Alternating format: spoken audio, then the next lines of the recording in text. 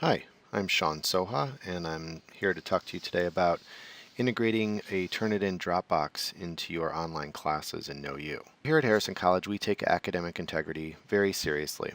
We want our educators and students to have the best tools available to help them produce quality, original content, and to avoid the pitfalls of plagiarism. That's why we've made it easy to add Turnitin into your classroom in KnowU. If you want to find out more about what Turnitin and plagiarism are all about, please visit the Turnitin page on the library's website. So in order to create a Turnitin Dropbox, you're going to open the class that you want to create it in, navigate to My Coursework, and then choose the week in which you want to create the assignment. I've created a research paper folder here, and I'll click Add Content in order to add the Turnitin Dropbox. So I'll click there, and that will take you right into creating your assignment. And for nearly all purposes, you'll just click Paper Assignment. One thing to talk about before we go on is that for Turnitin to work properly, your browser must allow cookies from Turnitin.com. So please set your browser to enable cookies from Turnitin.com, and then let your librarian know if you're having any trouble doing this. Okay, so from this screen, you need to put in the title of the assignment.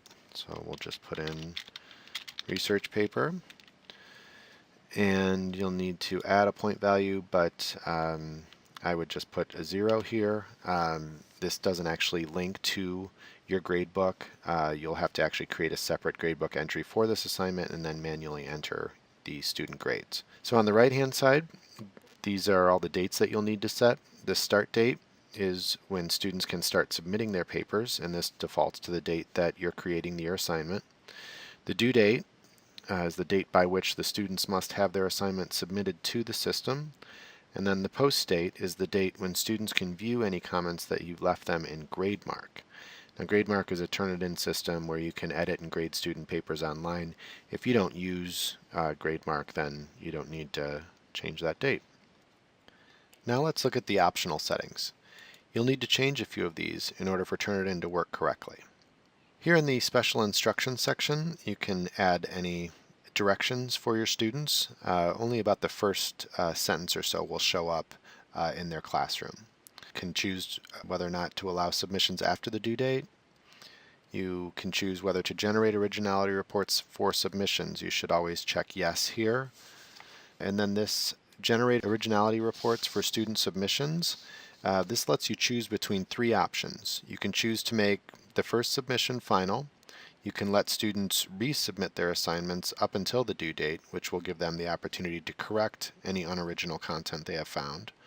Or you can set it up to generate originality reports only on the due date of the assignment, no matter when the assignment was turned in. The next 3 options let you set up some parameters around excluding words in a bibliography, in quotation marks, or words that are just small matches. The next option is to allow students to see originality reports. You should choose yes here so that students are able to see how much of their content is unoriginal. You can also choose whether or not you would like to submit papers to a repository.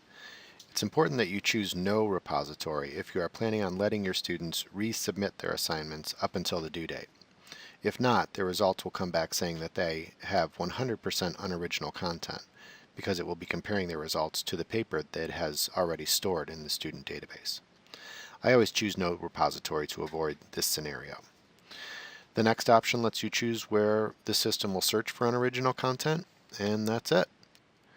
Once you click Submit, your assignment will be created, and students can begin to submit their papers for originality reports, or you can submit papers on their behalf. We'll cover those topics in future videos.